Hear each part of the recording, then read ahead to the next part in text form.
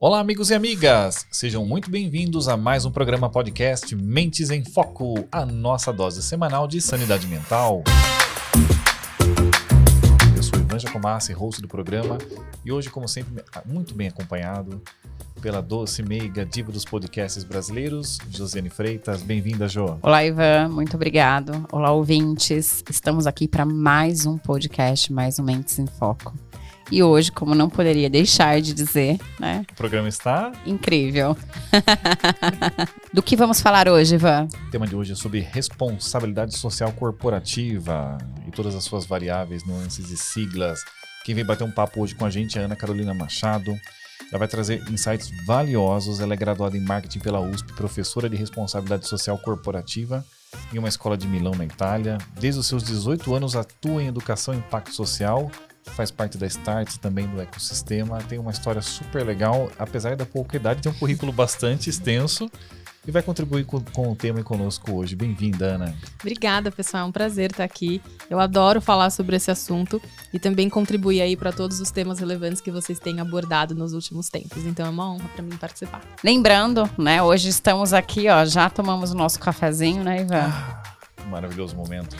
Este podcast é um oferecimento Perfix Consultoria. Se você está pensando em estruturar o RH da sua empresa de forma estratégica, com foco no desenvolvimento de pessoas, a Perfix vai te ajudar. Mais informações no site da Perfix, perfixconsultoria.com.br, e também, como eu disse, Nossa Casa Café, uma verdadeira experiência sensorial em cafés exclusivos. Acesse NCC, Nossa Casa Café, .com.br. Vale a pena experimentar. Bom, então vamos agora para a melhor parte do programa? Vamos! Nada melhor do que um excelente café para uma ótima prosa. Exato. NCC, a nossa experiência em café. Saúde. Saúde.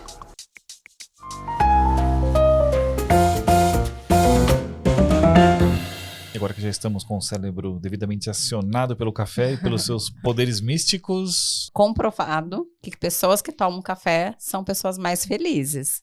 E mais inteligentes. Mais produtivas, com certeza. É o combustível, né? Exatamente. Bora lá. Ana, nós temos o hábito aqui no programa de começar definindo um pouco o tema. Porque acho que talvez eu mesmo tenho muitas dúvidas, porque a expressão responsabilidade social é super comum, né? Quase um mantra, se repete muito. Mas, afinal de contas, o que está contido dentro dessa caixinha chamada responsabilidade social? É uma ótima pergunta, porque são vários aspectos que a gente tenta resumir em termos muito simples. E também acho que nos últimos anos essa sigla vem mudando um pouco. Então, até uns 10, 12 anos atrás, a gente ouvia falar muito em responsabilidade social corporativa, que é como a empresa faz bem para outros stakeholders da sociedade, que não só os mais óbvios, que é o acionista, o cliente e o colaborador. Então, é como que a empresa equilibra meio ambiente, sociedade, o que ela faz, sendo que as empresas têm um papel tão relevante em gerar riqueza, em concentrar recursos, em ter um poder, né, na sociedade, como que ela devolve isso de alguma maneira. Só que, até um tempo atrás, isso não precisava ou não estava diretamente ligado à atividade principal da empresa. Então, por exemplo, eu sou uma empresa automobilística, eu vendo carro. Eu posso ter uma ação de responsabilidade social, que é doar para uma ONG, que é ter um instituto que trabalha com o meio ambiente ou com educação. Não era necessariamente tão diretamente ligado ao seu core business. E o que a gente viu nos últimos 10 anos é uma evolução desse termo responsabilidade social corporativa para a sigla ESG. E aí a sigla... O famoso ESG? É, o ESG. E aí tem dois poréns no ESG, assim, para a gente entender o que é. Para começar, é uma sigla em inglês, que a gente chama de ESG, mas vem do ESG em inglês, que é o Environmental, ambiental, Social, social, e Governance, que é governança. Então, quando você coloca uma sigla em inglês, já é mais difícil para a pessoa entender o que você está falando. Depois que você traduz, você fala, entendi. Então, é uma sigla para resumir ambiental, social e governança. Cada um desses temas é um universo. Tem vários aspectos que a gente pode falar, indicadores, temas. Então, a gente tenta reduzir dimensões que são muito complexas por si só. Mas, no resumo, é isso. O ESG tenta colocar o foco em como a empresa impacta o mundo. Então, na a essência, responsabilidade isso. social é a raiz do ESG que a gente vive hoje, do ESG.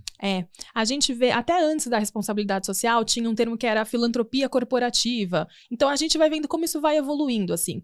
Acho que a essência continua muito parecida, que é como as empresas, né, fazem bem para o mundo, para além daquilo que é o óbvio que a gente enxerga, né, que é produzir riqueza, oferecer bons produtos e serviços, gerar lucro para os seus acionistas, que isso é o que a gente mais associa. Mas fora isso, como que essa empresa impacta o mundo, né? Qual que é o legado? E isso foi evoluindo. Só que nos últimos tempos, o que está cada vez mais estratégico é essa ação de mudança do mundo não pode ser desconectada da sua atividade principal. Então, não dá para você, com uma mão, fazer uma coisa e com a outra fazer outra, e elas não se conversarem. E cada vez mais as empresas são cobradas pela essa coerência, que é um pouco do que a gente vai falar aqui também hoje. Sim, eu gosto muito de chamar os porquês, né? Por que temos que fazer certas coisas? Porque a empresa, ela já tem outras contribuições naturais, ela gera emprego, eu estou gerando impostos e os impostos vão para o governo que vai gerar obras sociais, eu tenho várias contribuições econômicas. Por que eu preciso me preocupar com estes outros aspectos também, além desses que já são nativos no DNA de toda empresa? Acho que tem uma pressão de outros interesses da sociedade que sempre existiu e está cada vez mais forte. Então, por exemplo, se você tem uma fábrica e aí para produzir riqueza e produzir um determinado produto e gerar empregos, você polui um rio, você polui a atmosfera, ou você construiu numa região que você teve que desabrigar pessoas ou que atrapalhou o trânsito de uma comunidade. Tem vários outros aspectos que são externalidades talvez não tão positivas de uma ação empresarial que pode ser benéfico ou não para outros interessados. Então, a responsabilidade social corporativa e essas relações públicas da empresa surgiu para falar, tudo bem, a gente sabe que tem um interesse principal aqui, que é a essência da empresa que a gente vai defender, mas quanto menos atrito isso causar com outros públicos, melhor. Só que de um tempo para cá, a sociedade de um modo geral, os consumidores, os governos, as pessoas estão começando a cada vez mais questionar as empresas sobre o que elas fazem para o mundo de um modo geral. Então, se para você conseguir esse lucro e conseguir gerar esses empregos, se eu tiver que causar muitas externalidades negativas para o meio ambiente, para a sociedade, para outros interessados, então, será que não tem outras formas de fazer isso? Não tem outras empresas que estão fazendo isso melhor? E relação aí custo-benefício.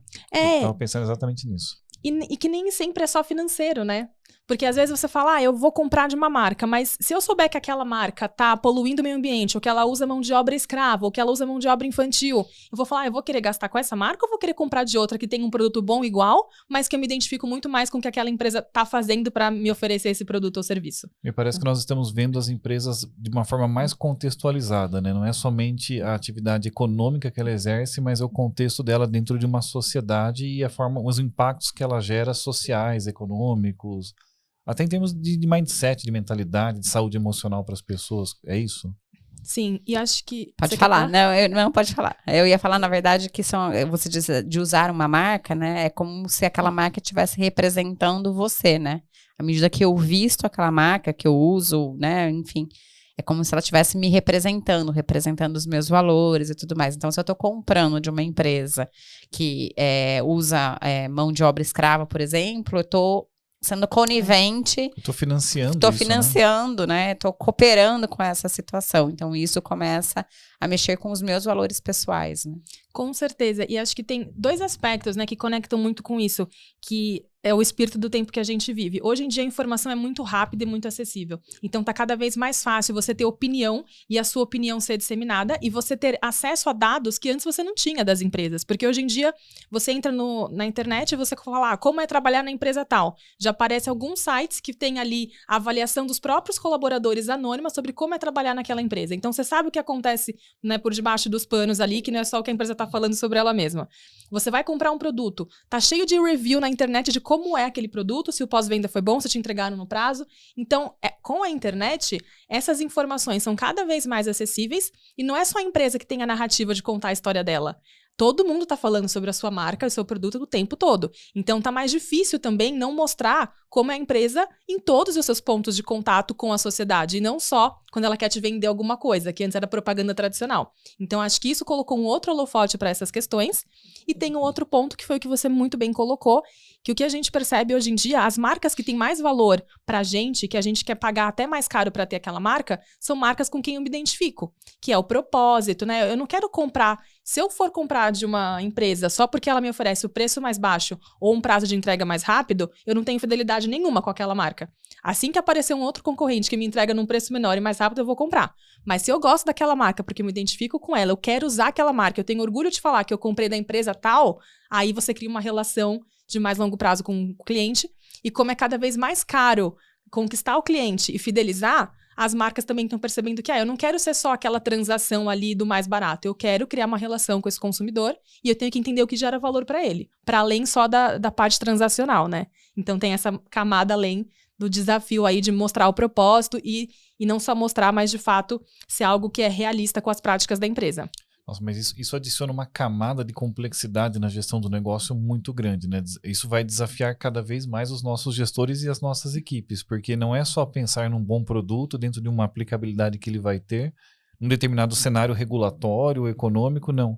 Além disso, eu preciso me preocupar com o contexto a marca, cada vez mais me parece que ela vai ter um poder de impactar o consumo muito antes da chegada do próprio produto.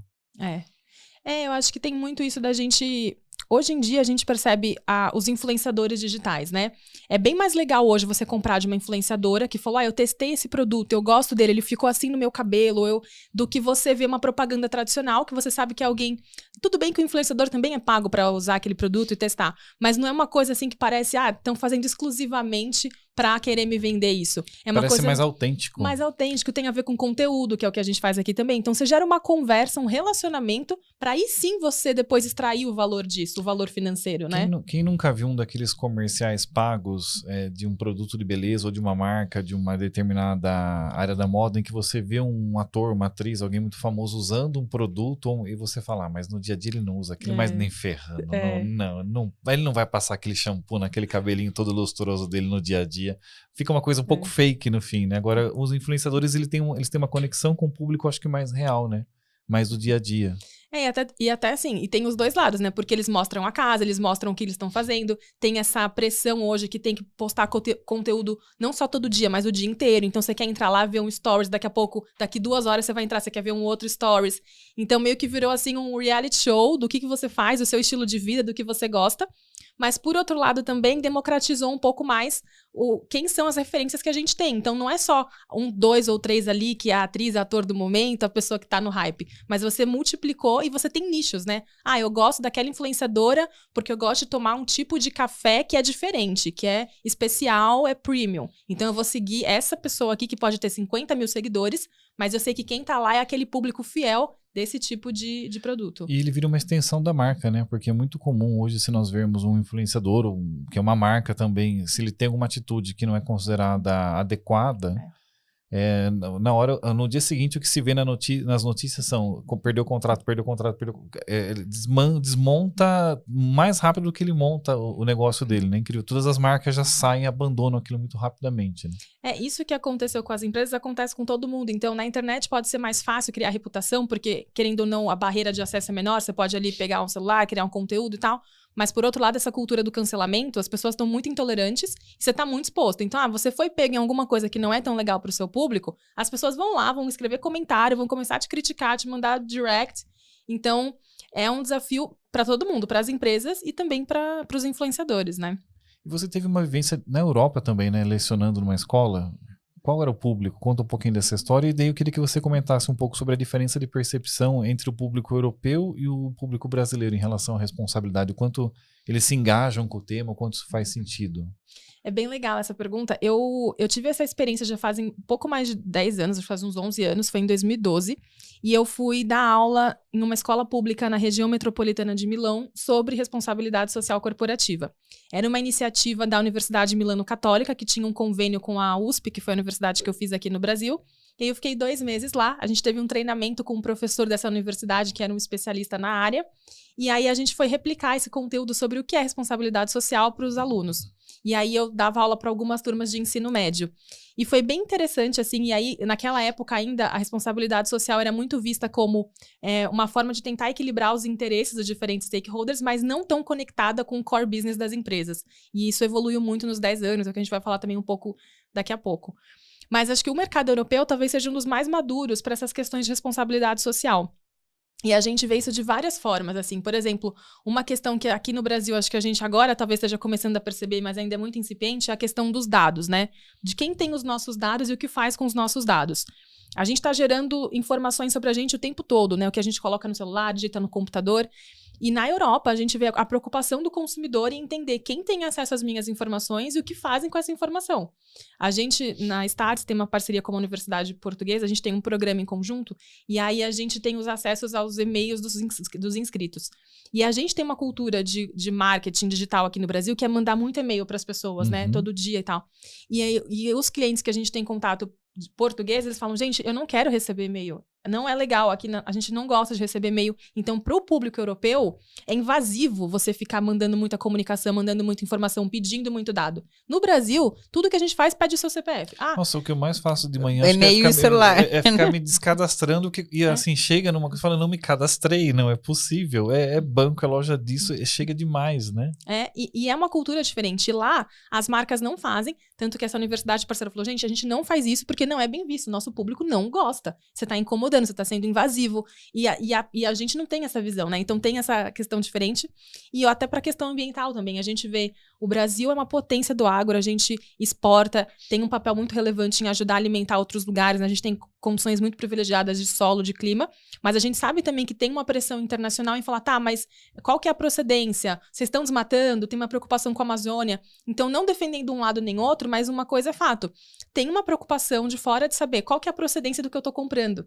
Então, eu acho que no mercado europeu tem essa pressão ainda maior, né? Eu vou comprar de você, mas tem aqui algumas regras. Você tem que estabelecer alguns critérios para eu garantir que esse produto está sendo feito de uma maneira que tenha a ver com aquilo que a gente acredita, né? O que pode acabar se transformando numa oportunidade, porque se eu tenho condições de demonstrar a procedência, a regularidade, tenho todas as chancelas, eu vou ter um mercado enorme aberto à minha disposição, um consumidor bastante voraz e com poder aquisitivo proporcionalmente ao nosso muito maior, né? Mas eu vejo isso, assim, eu acho que é um mercado que está muito maduro e tem, obviamente, também tem esse ponto que as pessoas também discutem, falar, é um mercado que as pessoas têm uma renda maior, então muda, né, as necessidades. Quando você tem um mercado que ainda tem muita gente ainda ascendendo socialmente, as pessoas querem consumir, porque também é um direito das pessoas que nunca tiveram acesso a certos bens e produtos querer consumir. Então eu entendo também que cada região do mundo tem uma condição política e econômica diferente que pode tornar mais ou menos interessante esses aspectos mais voltados, né, ao propósito, ao ESG. Mas, enfim, acho que é o mercado europeu que está mais maduro e cobra isso, né? E nesse giro global que nós estamos fazendo... Quer fazer pergunta? Não, na verdade, eu ia fazer um comentário só. Se há 10 anos atrás, né, quase 11 anos, era um tema trabalhado numa escola de ensino médio, né?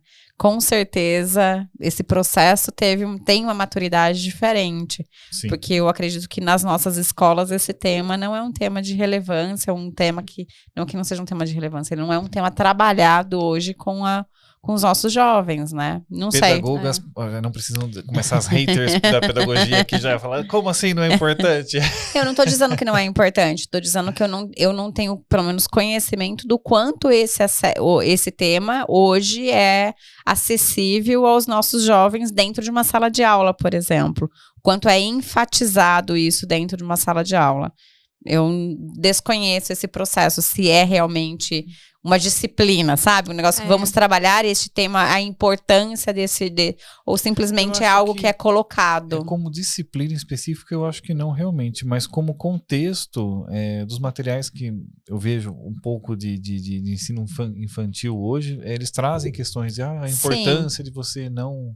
A própria Maria Júlia, que às vezes chega e fala, coitado da natureza, se nós fizermos tal coisa. Sim. Tem uma pegada de conscientização, mas isso eu acho que é razoavelmente recente.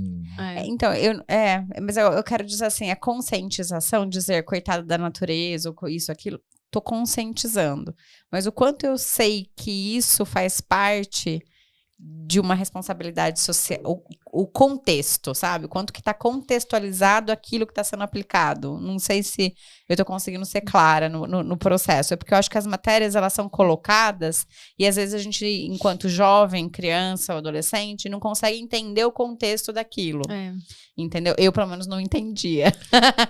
Às vezes. A hora que a Maria Júlia perguntar pela primeira vez se aquele chocolate que ela está pedindo, se a empresa tem responsabilidade, se ela contrata trabalho infantil, a gente vai saber que deu certo. Aí vai estar tangibilizando o que nós estamos discutindo de uma forma mais abstrata hoje. Exatamente. Mas sabe que tem uma história engraçada? Eu trabalho com educação há um tempo já, e uma época eu trabalhava em escola, e aí um dia tinha uma aluna, ela tinha uns 7 anos, e aí ela falava assim, eu não como carne porque eu tenho dó dos bichinhos e não sei o que, né? Eu falei, que legal, Anne, você não come? Ela falou assim, não como, tá? Aí isso foi num dia, ela chegou no outro dia, eu falei, e aí, o que você comeu ontem? Ela falou assim, eu comi arroz, feijão, frango, não sei o que. Eu falei, nossa, ela falou que não come carne, come frango, mas eu não falei nada. Aí eu fui conversar com a mãe dela, e eu falei, mas ela falou que não come carne. Ela falou assim, não, é porque ela veio comprando no supermercado o pratinho e ela acha que não vem da galinha. Ela acha que uma coisa não tem a ver com a outra. E eu não conto porque eu tenho dó e ao mesmo tempo ela tem que comer proteína. E eu falo, gente, olha isso, é tão engraçado que ela vê a mãe comprando, tá tão distante da ponta da realidade da produção, que ela nem se dá conta que ela come carne achando que não é a galinha, entendeu? Ela acha que frango é uma coisa que a mãe comprou no supermercado e foi feito lá e não matou um animal, né? Tem essa questão da desconexão entre a origem do nosso alimento e a nossa vida nas grandes metrópoles é uma coisa tão absurda. A nossa residência é no interior. E temos uma amiga que ele tem um hotel fazenda, então, e eles receberam o pessoal de São Paulo, se eu não me engano até, né? E ela tava contando a história pra Jo, falando, é engraçado pra nós lá, que ela falou assim, olha, veio um pessoal aqui de São Paulo, o menino nunca mais vai beber leite na vida dele. Porque ele foi lá Ele no ficou curral. horrorizado. Ele foi no curral, viu a vaca e viu eles tirando leite. Apertando a tetinha da apertando vaca, a teta, mas ele ficou enojado com o animal. Não, na verdade, ele não se conformava de que o leite saía da teta da vaca. Ele falava, mas o leite que eu tomo é da caixinha. Exatamente isso. E ele, como que ele vem? E ela falou, acho que ele nunca mais põe um copo de leite na boca. É engraçado essa visão, né? Muito, muito. Mas olha, eu não quero parar esse giro global que nós estamos fazendo, falando um pouquinho sobre a Europa, mas a Startse tem uma conexão muito legal, traz muito conteúdo da China também, né, no mercado Oriente. Essa questão de responsabilidade social, como que ela é no grande motor industrial do mundo hoje, que é a China, né, que a indústria pesada está lá. Como que eles lidam com isso? Esse tema é falado lá?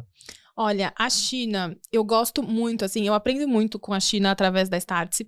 E tem uma coisa que eu acho que facilita a gente tentar entender, porque o mundo é muito grande, só que a gente tem uma influência ocidental na nossa cultura que é muito forte. E aí quando a gente olha a China, que a gente fala, nossa, mas é um sistema político diferente do nosso, porque eles não é uma democracia como a gente conhece, a gente não vê as pessoas votando, ao mesmo tempo é uma potência econômica, porque tudo que a gente compra é made in China, a gente vê. É impressionante. E tem uma relevância muito grande econômica, mas eles são socialistas, capitalistas, são comunistas de mercado, o que eles são? E aí uma das coisas que a gente, tem um sócio da Startse que ele fala assim, a gente não pode tentar encaixar a China nas caixinhas do Ocidente, porque não vai caber. Não é um capitalismo puro com democracia, não é um regime completamente ditatorial que não tem meritocracia, é um sistema único deles. Eles chamam de comunismo chinês, né? Que é um estilo próprio de gestão diferente e específico. E aí tem esse de chinês também? Então, o que a gente percebe eu acho que tem os prós e contras de você ter uma centralização no governo e tem todo o lado desafiador que é a gente, na nossa perspectiva, olhando, né? Eles não votam para presidente, não tem uma alternância de poder e tudo. Por outro lado, o fato deles terem uma centralização ajuda a acelerar muito a resolução de pautas, que quando você precisa de um consenso, de uma discussão, ou tem alternância de poder, às vezes a questão avança e retrocede, dependendo de quem está com aquele mandato no momento. Correto. Que é o que a gente vê muito, sei lá, até aqui nos países ocidentais, se você tem um governo que é mais pró-ESG, ele pode avançar várias pautas, e aí vem um outro governo que é contra, e colocou isso na sua campanha de governo, e aí vai ou parar ou retroceder. E na China, eu acho que eles conseguem ter mais consistência a longo prazo, porque eles têm menos variação. Uhum. E aí, por exemplo, Pequim, até um tempo atrás, era uma das piores qualidades de ar do mundo. Era famoso, a poluição atmosférica era famosa em Pequim, né? Famosa por isso, né? Pessoal muito com famosa máscara. De uma forma ruim, né? Não, a poluição era famosa, eu não me expressei bem. Não, mas é isso mesmo. Uma forma muita negativa, né? As pessoas, muita gente andando de máscara na rua, porque o ar não era suportável, né? E aí, faz pouco tempo, assim, mês passado, a gente fez uma missão na Startse que a gente levou 10 executivos para lá e 2 sócios nossos foram acompanhar. E aí ele tem um aplicativo no celular que mede a qualidade do ar. E eles falaram, Ana, a qualidade do ar em Pequim tá melhor que a de São Paulo já. Eles colocaram como um compromisso e eles melhoraram. Então, obviamente que quando você tem uma população com 1 bilhão de pessoas, você é a indústria do mundo. A China é a indústria do mundo. A China tá produzindo o que tá na nossa casa todos os dias. Você tem vários desafios. Esse podcast foi produzido pela China, ninguém sabe. Pois é, mas ocultamente algum chinês trabalhando aí. E você tem esses desafios, mas por outro lado, eles também estão cada vez mais se posicionando a falar, não, a gente está produzindo, mas a gente sabe que a gente não vai produzir a qualquer custo, ao custo do ar, do meio ambiente, até a questão social também. A gente viu a Shine, que agora está vindo para o Brasil, e o governo já colocou algumas regras, não, vai ter que contratar pessoas aqui, vai ter que regulamentar o transporte, a logística, vai ter que ser da maneira certa. O que é Shine? O Ivan não fui compra. Agora. Ele não compra, ele é um cara que não consome. O sitezinho lá. Entendi. Olha, aquele sitezinho. Aquele famosinho lá que tava na maior pindamonha lá com o governo. Dá da camisetinha R$50. Entendi. Gente, o que essa empresa vende no Brasil não tá escrito. Vende muito. E é ao redor do mundo, né?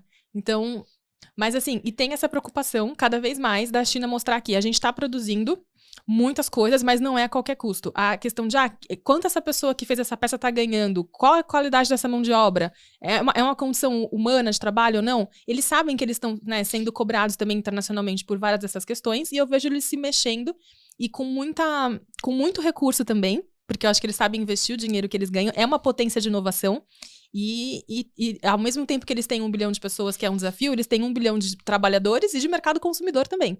Então, a China, eu acho, assim, é bem interessante e muito diferente do que a gente está acostumado, assim. A gente tem que, né, abrir muito a cabeça para entender e tá aberto aí a ver o que está acontecendo. A China, ela é um exemplo em muitas coisas, porque não é só a população, né? Porque a Índia também, inclusive agora a Índia oficialmente é mais populosa, mas não é economicamente mais forte que a China, né? A China usa a força de trabalho dela de uma maneira impressionante. Eu fui atacado por um hacker chinês há 2 semanas atrás. Meu celular me deu um alerta ali de ataque. Ele falou, a sua conta está sendo acessada de uma cidade X. Falei, onde fica isso? Aí a Apple permite que você veja a localização. Ficava lá no interiorzinho da China, em algum lugar. Diga se é você ou não. Falei, não, né? Pelo amor de Deus, caiu ali. Mas é uma coisa impressionante. Imagine quantos programadores não tem. Deve ter mais programador na China do que tem em muita cidade. Do que cidadão em São Paulo aqui. Tudo lá é desproporcionalmente, né, em relação ao que a gente conhece. E você ia fazer alguma piada em relação a mim? Não, na verdade, eu não ia... Eu captei a malícia no ar. Eu não ia fazer piada. É que esses dias até a Maju tava falando da Shein e você agora não sabia.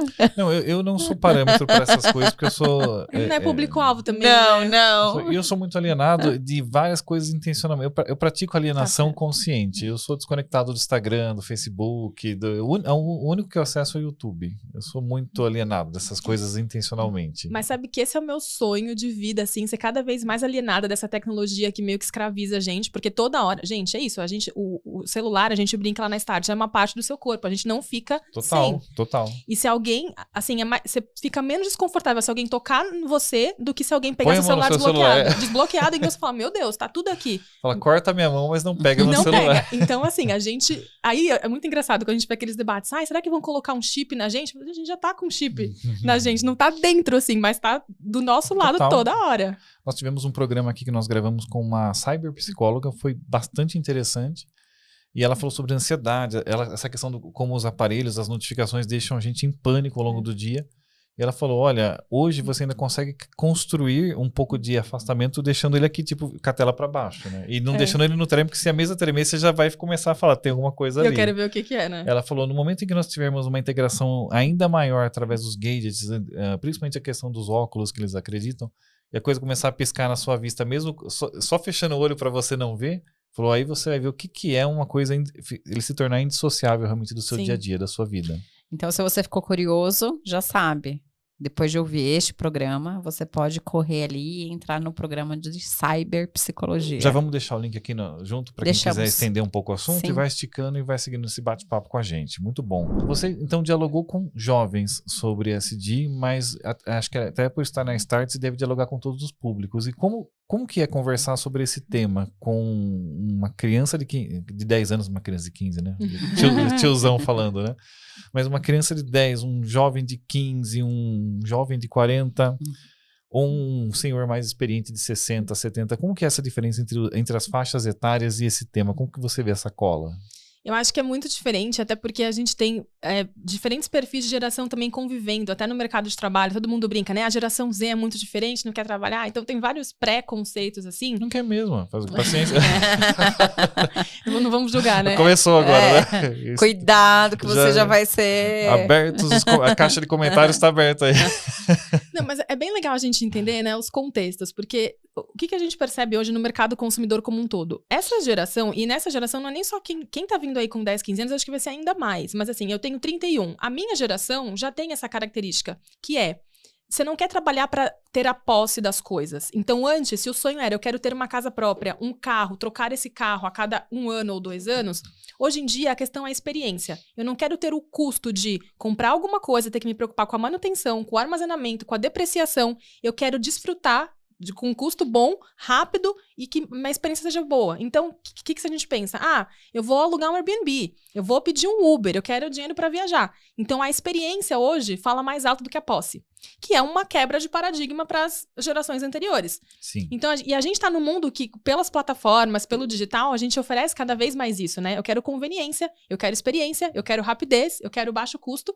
Não necessariamente eu quero comprar várias coisas. E até bens que eram mais, né? Que todo mundo sonhava em ter uma casa própria, em ter um carro. Hoje em dia a gente viu que isso mudou muito.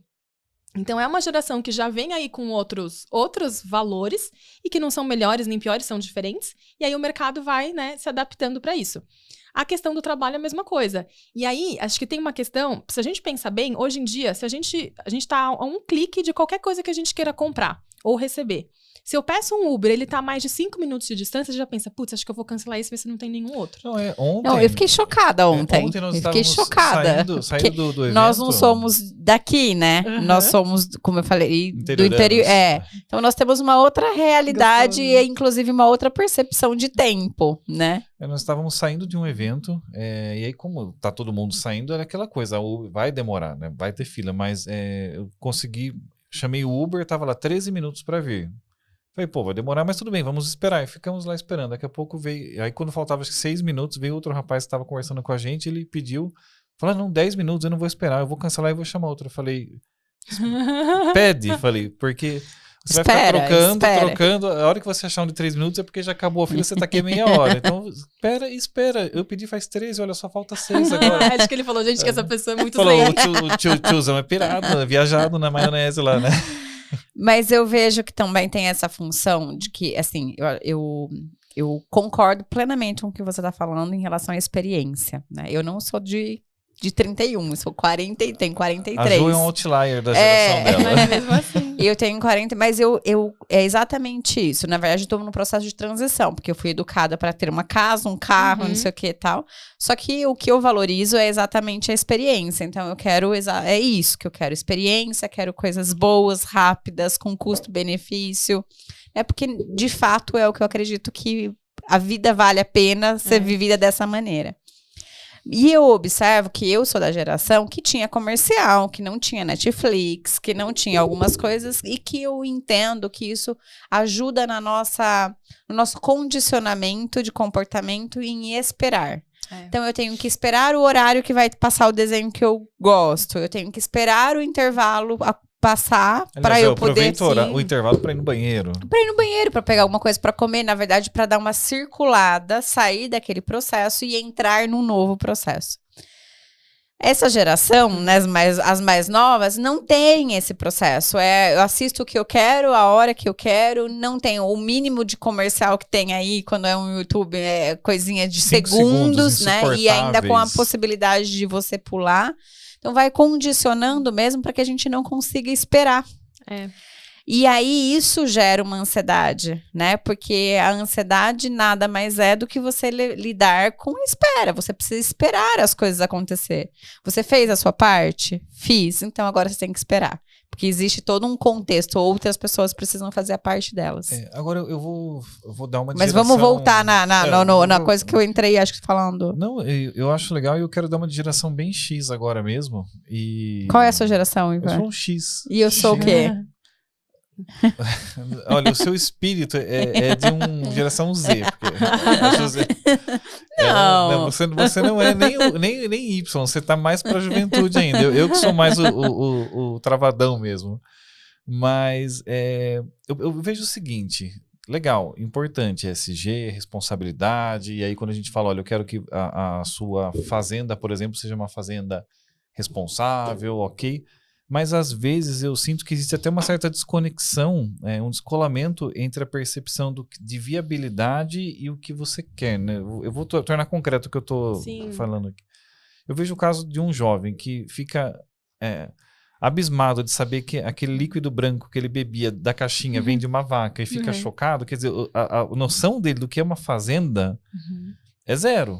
E aí, de repente, eu tô aqui no conforto do meu apartamento com o ar-condicionado ligado, o Wi-Fi a 200 mega rodando, bonitinho, jogando e falando, olha, eu tô aqui bacana, mas eu quero que a fazenda lá seja tudo perfeitinho, que a vaca não sofra, que as matas estejam todas bem construídas, eu quero tudo isso, mas eu nem sei o que é isso. Né? Eu nunca pus o pé num riacho, eu não sei o que é o nível de trabalho que exige para que uma fazenda seja bem estruturada. Não estou dizendo que as fazendas têm que desmatar, não estou defendendo desmatamento nem nada disso.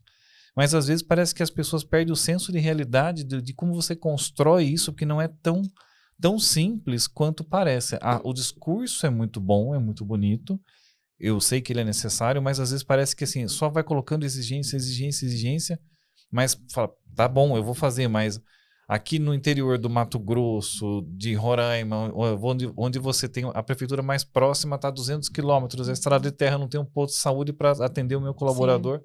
Meu, ESG aqui, ESG, não é uma coisa fácil, trivial. Eu acho que às vezes falta um pouco essa conexão de realidade entre o que eu quero.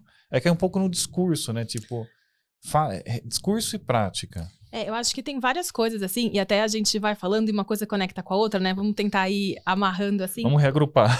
Reagrupando. Mas, assim, pegando um gancho Isso que a gente tá falando, né? É tudo muito instantâneo hoje, e as novas gerações têm uma experiência de mundo que tudo é muito rápido e muito fácil. Porque é fácil. Se você pede um carro e ele tá em 3 minutos, o que o mundo tá te dizendo o tempo todo? É fácil fazer as coisas. E é rápido. E a gente sabe que na vida real não é assim. E aplicar ESG também não é assim. É desafiador. Mas a gente tá educando uma sociedade toda a achar que as coisas funcionam assim.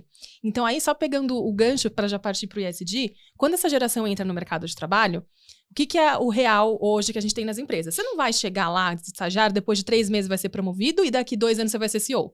Não vai ser rápido assim, não vai ser tão fácil. Mas a expectativa que essa geração tem é essa. É muito nessa linha. Porque tudo que ela pede vem rápido, porque ela vê na capa da revista o bilionário de 30 anos, que foi o que estava codando lá numa universidade de Harvard, fez o Facebook, e aí ela fala, não, gente, eu posso nem ser bilionário, mas assim, eu vou ter uma posição importante aqui nesse lugar, vão me ouvir, e vai ser uma jornada legal, porque eu faço as coisas e é tudo rápido e tal. E aí ela tem um choque de realidade, né? A realidade vai se impondo, a geração fala, não foi isso aqui pelo qual eu fui preparado, né? Então, acho que tem um pouco esse conflito. E quem já tá há mais tempo no mercado de trabalho, tem até uns professores da Startse que já tem 60 anos, 40, que eles deram certo no mundo tradicional, né? Assim, eles falaram, a gente comeu muita poeira pra conseguir chegar na posição de C-level. Eu tinha que abaixar a cabeça, executar, aguentar pressão. Meu chefe que sabia das coisas, era uma outra noção de autoridade. E eu pensava assim, não, mas quando eu chegar lá, aí eu que vou mandar, e eu vou dar as cartas. Aí eu cheguei e o mundo mudou. Eu falei, então eu fui a pior, porque eu comi a poeira e agora ninguém mais quer comer a poeira. Então, e é verdade. Então, acho que a gente tá falando das gerações, tem essas diferentes percepções, porque são experiências de vida muito diferentes. E a gente pegou a transição, né? Eu acho que é por isso que a gente vê o choque. Então, quando você pega a transição e você tem gerações que tiveram experiências de vida muito diferentes, tem esse choque. Sim. E isso é voltado pro ESG. Então, enquanto as novas gerações já acham que isso tem que ser meio que implícito, porque isso já tá para elas, eu quero me relacionar com uma marca que eu goste, que eu acredite, eu valorizo mais a experiência, tem todo um pessoal que já veio de um modelo de negócio de trabalho mais tradicional que fala, gente, isso é a nova onda que daqui a pouco vai passar, porque eu já vi várias na minha carreira, na minha vida profissional, e nem sempre é fácil de fazer, e às vezes você faz mais pela imagem que você quer passar. Mas já pegando o gancho do que você falou, e aí eu acho que a melhor forma da gente trabalhar o ESG, o melhor ESG é aquele que está conectado à sua atividade principal, a atividade principal do seu negócio. E você não precisa fazer tudo e nem muita coisa, porque como eu falei, são 3 dimensões muito grandes. Você não vai precisar fazer tudo no ambiental, tudo no social, tudo na governança. Você escolhe algumas coisas que têm a ver com a sua atividade principal e faz dessa forma. O importante é estar fazendo a minha parte. E fazendo a sua parte com coerência, que eu acho que é o que as pessoas pedem. Por exemplo, na Startse, quando a gente criou um programa ESG para um curso para que lideranças de negócio entendam sobre ESG. E eu fui uma das que, né, construiu esse curso, conversei com vários especialistas, e hoje em dia é muito moda fazer compensação de carbono. Sim. E aí eu falei, eu vou zerar a pegada de carbono da Startse, quero fazer compensação de carbono. Aí encontrei um parceiro que fazia isso, e aí a gente foi calcular a pegada de carbono da Startse. Era muito baixa, porque a gente é uma empresa de educação, a gente faz programa, a gente não produz nada, não tem matéria-prima, não tem insumo, a gente A não gera churrasqueira do poluente. seu vizinho gera mais carbono que a Startse. Pois é. Aí eu falei, gente, eu não preciso fazer coisa ambiental, porque o meu core é social, é educação. Então, se eu quero fazer coisa ESG, eu tenho que fazer em educação. Eu tenho que atrelar isso ao meu core business. Aí você já usa a sua força num sentido positivo, já naquilo que você já tem. Eu tava aqui pensando, né? Nós na Perfix precisamos fazer algo dentro do nosso core. Dentro do core, da atividade principal, que é também educação e gestão de pessoas. É. E tem muita coisa Carreira. que, quando a gente pensa em ESG, que não é você fazer a mais. Muitas vezes, você fazendo aquilo que é o certo, que está na legislação, já é um grande diferencial. Então, você não contratar pessoas que não sejam CLT, você cumprir a legislação ambiental, você pagar seu imposto, emitir nota fiscal. Tudo isso que está dentro do guarda-chuva de governança, obviamente que a governança não é só o básico, mas isso está incluído aí também, é você ser ESG. Você está cumprindo com aquilo que a sociedade espera de você. Então, eu acho que, assim, não precisa você querer salvar o mundo, salvar florestas e ser o super-homem. Salvar os golfinhos. Salvar os golfinhos, assim. Acho que é como você atrela isso ao seu core business e faz aquilo que é certo e que tenha coerência, que esteja de acordo com os valores da sua empresa, ou porque você existe. E aí o seu cliente vai perceber que é genuíno, não é um greenwash, que a gente fala, né? Eu quero fazer para ficar bonito, mas de fato não é bem assim. E na verdade, assim, né? Às vezes você não tá fazendo o básico e tá querendo se preocupar com o restante do mundo, né? Então, só faz o que você tem que fazer em casa. Depois que você tiver com esse básico, ok. Aí, se você tiver tempo e recurso e tudo mais, você pode salvar o mundo. Uma entrevistada nossa aqui que falou, né? Olha, é tipo aquele adolescente que não arruma o quarto, mas quer salvar a Amazônia. Exato. Começa fazendo o que tá no seu campo de ação. Arruma tua cama, já melhora a sujeira no seu ambiente urbano, depois você tenta salvar as florestas da Amazônia. E como que a gente engaja os colaboradores? Porque nós estamos falando num nível mais ainda de gestão, né? De macro, ideal da empresa. E como é que eu trago todo o time? Devo trazer todo o time para participar disso ou tem que ser uma ação isolada da empresa? Não, acho que tem que envolver todo mundo. E o ESG, o melhor ESG, né, é aquele que tem o propósito da organização muito forte para todo mundo que se relaciona com ela. E os colaboradores são parte imprescindível disso, né? Eu estava até vendo um estudo recente que os 3 principais fatores que fazem as pessoas gostarem de trabalhar numa empresa, o primeiro não é em ordem de prioridade, assim, mas tem uma questão mais óbvia de remuneração e possibilidade de crescimento. Tem uma outra questão de identificação cultural. Então, eu me identifico com a forma como essa empresa trabalha, seja ou mais descontraída ou mais tradicional, a forma como a gente se relaciona, se veste, esses códigos de conduta. E o terceiro era, eu me identifico com o propósito dessa empresa, com o que ela faz, o que ela leva para a sociedade. E é interessante porque se a gente perguntasse isso há 15 ou 20 anos atrás, eu acho que esse aspecto do propósito e até mesmo da cultura não iriam aparecer. Então, o financeiro eu sei que sempre esteve lá. E vai continuar, é normal. Mas esses outros 2 têm cada vez mais um peso maior. Principalmente nas demissões. Então, quando a gente é promovido, a gente fica feliz por uns 3, 4 meses. Aí a gente já adapta o nosso padrão de vida. A gente já quer mais. Já tá pensando na próxima promoção. Exato. Então, meio que um ciclo sem fim. Agora, se você tá numa empresa que você fala, eu não me identifico nada. Eu só venho aqui realmente para ganhar dinheiro, porque eu preciso pagar boleto. Mas se eu tiver uma oportunidade de ir para outro lugar, eu vou. Porque isso aqui não me toca. E a gente gasta muito tempo da vida trabalhando, né? Acho que a geração Z já percebeu isso. Que você vai ficar muito tempo fazendo uma coisa assim, né? Da sua vida. Então, você quer fazer algo que você goste. Que tenha sentido pra você, que tenha sentido. Então, acho que isso está muito intrínseco. Quanto mais claro for o propósito dessa organização, isso vai se refletir na cultura da empresa e na forma como você traz pessoas para dentro, no seu processo seletivo, e como você também reconhece as que estão em casa. E cada organização tem a sua cultura, né? Tem os seus valores e vai ser melhor ou pior para cada perfil de profissional. Então, por exemplo, a Startse é uma startup. A gente tem um clima mais informal. A gente não vai de social, a gente não tem sala separada, todo mundo senta junto, do fundador da empresa ao estagiário, conversa. É um ambiente mais descontraído. Então, para quem gosta disso, é um ambiente de trabalho legal. Para quem é uma pessoa mais formal, que gosta de se vestir melhor, de ter uma posição, ter uma secretária, assim, o ambiente não vai te dar isso. Você pode se sentir mal, você pode ser a pessoa mais influente da empresa, você não vai ter esses recursos à sua disposição. Então, assim, são essas coisas que a empresa tem que entender e até do que a empresa faz, né? Então, A gente vê cada vez mais as organizações querendo deixar claro que elas não são só um produto ou um serviço tangível, mas o que aquilo proporciona para a pessoa, que problema aquilo resolve. Então, quanto mais é claro para a pessoa que eu não tô aqui só fazendo essa tarefa específica, que às vezes é chato, operacional e é perrengue, mas eu tô contribuindo para algo maior. Então, por exemplo, a gente lá na Startse faz alguns encontros com lideranças de empresa e tinha uma executiva de uma construtora. E aí ela falou, gente, mudou muito quando a gente começou a levar o nosso pessoal do back-office na entrega das chaves. Porque quando você tá trabalhando lá, às vezes, numa construtora, o dia a dia não tem nada de sexy nem de legal. Você fala, putz, um pessoal tá no financeiro, outro tá vendo Tô provando produção, um contrato, aqui assinando, mandando a papelada. E tem custo de mão de obra, custo de material, um monte de coisa. Mas quando você vai lá ver e fala, gente, tem gente que é o sonho dessa pessoa. Ela é onde vai abrigar a família dela, ela poupou, ou ela se colocou numa dívida para fazer isso acontecer. É muito especial. Então, é um trabalho de várias pessoas que, no fim, contribui para algo que é muito importante. E acho que quanto mais você tangibiliza que, mesmo você fazendo essa parte do processo, no final, isso resolve um problema e contribui muito com a vida das pessoas, mais, assim, é o ESG na prática, assim, como você engaja os seus colaboradores sendo genuíno. Então, acho que, enfim, consegui, né, deixar claro esse propósito. Super. Agora eu quero atacar um outro ponto do ESG. Nós estamos falando aqui das empresas, iniciativa privada. Legal, eu tenho que ter ESG tanto por conta de uma pressão do meu mercado consumidor, mas também das entidades reguladoras como o governo. O governo está aqui me cobrando também, de certa forma, pela minha responsabilidade legislando e colocando normas. Mas e o governo? Ele também pensa ou deveria pensar em ESG, em responsabilidade? Existem ações, cases legais para compartilhar com a gente?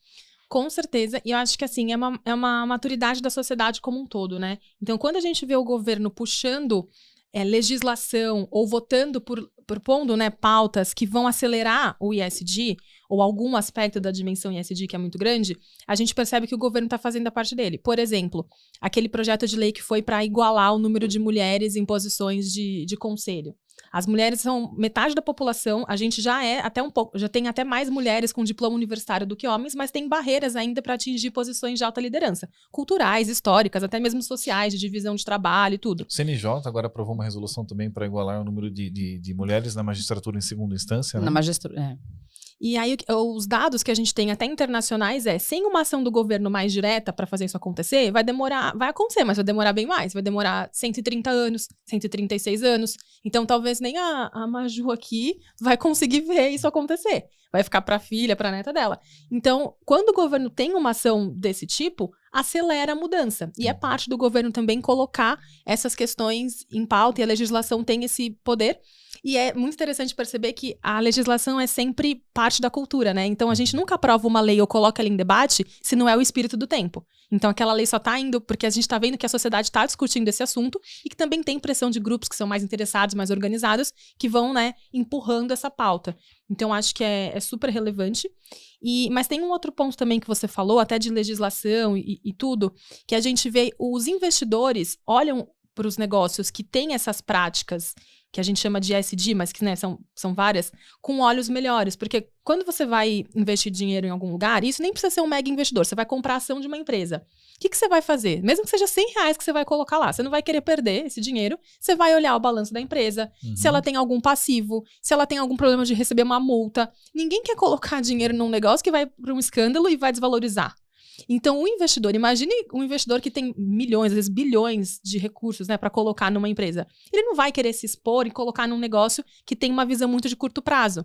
Porque no curto prazo, você lucra mais não respeitando essas coisas. Você pode, sim, usar uma mão de obra indevida, não respeitar a legislação, não se preocupar com como você contrata as pessoas, mas isso não traz resultado sustentável de médio e longo prazo. Então, uma vez que você recebe uma multa, que isso é exposto na mídia, ou que você tem qualquer reviravolta, você perde não só o dinheiro, mas você perde reputação também. Então, não é a melhor estratégia você não olhar para isso como algo para alavancar o seu negócio, porque alavanca o negócio se a gente aplicar da maneira certa. Gostei dessa expressão, é olhar no longo prazo, né? Às vezes o lucro é menor, a rentabilidade é menor, mas eu acho que ela é mais sólida, mais consistente, tende a se perpetuar por mais tempo. Eu acho que, assim, se você olhar muito no curtíssimo prazo, pode ser que algumas ações ESG, se você implementar, não vão te trazer o maior retorno. E até coisas básicas, igual eu dei o exemplo da CLT. Você pode não contratar a pessoa, tem um custo para você contratar o funcionário CLT e tudo, mas não tá certo. Se você tomar uma multa trabalhista, vai ser um prejuízo maior. Até em coisinhas pequenas, assim, que a gente observa do dia a dia. Mas o que é legal também é, as empresas que aplicam essas práticas do ESG de maneira estratégica, elas têm resultados financeiros muito melhores, porque apoia nos 4, 5 principais indicadores do negócio. Então, toda empresa quer vender mais, e aí como que você vende mais? Se você tem uma marca que as pessoas gostam e se identificam, que foi muito o que você trouxe. Eu quero comprar dessa empresa porque eu me identifico com o propósito. Você vai vender mais. Todas as empresas querem colaboradores que são mais engajados e mais produtivos. E quando eu trabalho num lugar que eu me identifico, que eu gosto, eu tenho outra disposição para trabalhar, porque eu não estou indo lá só para pagar boleto. Você quer reduzir custo e tem muitas ações ESG que combinam com a redução do custo. Você economizar insumo, você apagar a luz, você reduz custo e reduz impacto no meio ambiente também. Melhora a margem. Você melhora. Então não são todas. A gente sempre pensa que tem um conflito de interesses entre os stakeholders e nem sempre tem. Nem sempre você fazer a coisa que é melhor para o meio ambiente vai te causar mais custo. E muitas vezes é o contrário. Tem muita coisa que vai ser bom para os dois. Você vai economizar dinheiro e recurso do planeta. Então vamos focar nessas coisas que têm um alinhamento de interesse primeiro e fazendo isso depois a gente pode começar a discutir talvez outras que aí sim, você tem um custo maior para fazer e tal, mas tem muita coisa que você já consegue fazer que vai ser bom para os indicadores financeiros da empresa e vai ser bom para os outros stakeholders também, para o seu consumidor, para o seu colaborador, para a sociedade, para o meio ambiente. Então, acho que é começar por aí. Ana, e eu gostaria que você deixasse, então, uma mensagem aí para os nossos ouvintes, algo que você entenda que seja importante para eles nesse momento. Eu acho que... Vou falar algumas coisas, tá? Que eu acho que se conectam. Acho que é ter uma cabeça aberta para aprender o tempo todo, mas aprender de uma forma que é gostosa, assim, coisas que te interessam e não essa pressão de, eu tenho que consumir informação o tempo inteiro, porque a gente nem consegue mais, né? Até brincando assim, eu quero ser desconectado. Eu acho que até o objetivo hoje é até ter menos, né? Porque a gente é hiperestimulado. Mas mesmo assim, continuar aprendendo, porque o mundo muda muito rápido. Então, ter essa abertura, escolhendo os temas, né? As suas fontes, com como você vai aprender. E já pegando um gancho com o ESG, eu convido a cada um pensar assim na empresa, na organização que atua hoje, quais são coisas muito, às vezes, simples e conectadas com a nossa atividade principal que a gente poderia fazer para aumentar o impacto da nossa organização, da nossa empresa. Que não precise envolver grandes volumes de recursos ou de pessoas, mas que a gente já possa fazer isso. Não só na pessoa jurídica, mas também na pessoa física. Como você escolhe de quem você vai comprar? Você vai comprar... Compra de um produtor local, de alguém do seu bairro, de uma marca brasileira, sabe? Pensa como você movimenta. Você é um produtor local, hein? Lá da nossa cidade. Mas é isso, a gente tem que... Dinheiro é poder. E onde a gente escolhe colocar o nosso dinheiro, a gente tá dando um pouco de poder para essa pessoa, para essa organização. Então, só na pessoa física, assim, fazendo melhores escolhas, a gente também já contribui para o mundo que a gente quer ver. Ana, e como é que o pessoal te encontra? Quais são suas redes sociais? Agora é a hora do merchan. Bom. O meu LinkedIn é Ana Carolina Machado, e aí linkedin.com/Ana Carolina Machado, vocês me encontram lá. Eu também tô sempre nos canais da Startse, a gente tem um podcast, um videocast que chama Mulheres do Agora, que a gente entrevista mulheres que estão aí movimentando seus mercados de atuação. E no Instagram, eu tenho um Instagram que fala muito sobre educação, esses lifelong learning, que é @abouteducation. Legal Depois eu demais. posso mandar para vocês também, se quiserem colocar. Que aí a gente coloca tudo aqui na descrição, tá bom? É isso. Muito obrigada, Ivan. É sempre um prazer. Vocês já sabem, nos sigam aí no Instagram, mentes.em.foco, no YouTube, podcast Mentes em Foco. Compartilhe este programa com um amigo, com uma pessoa que possa se beneficiar desse conteúdo. Mentes em Foco é um oferecimento Perfix Consultoria e Nossa Casa Café. Se você quer ser um patrocinador oficial aí do nosso programa, entre em contato com o nosso time. Muito obrigada, gente. Foi muito bom. Ana. Obrigada, Ana. Gente, foi um prazer. Valeu, pessoal. Até o próximo programa. Valeu, obrigado, pessoal.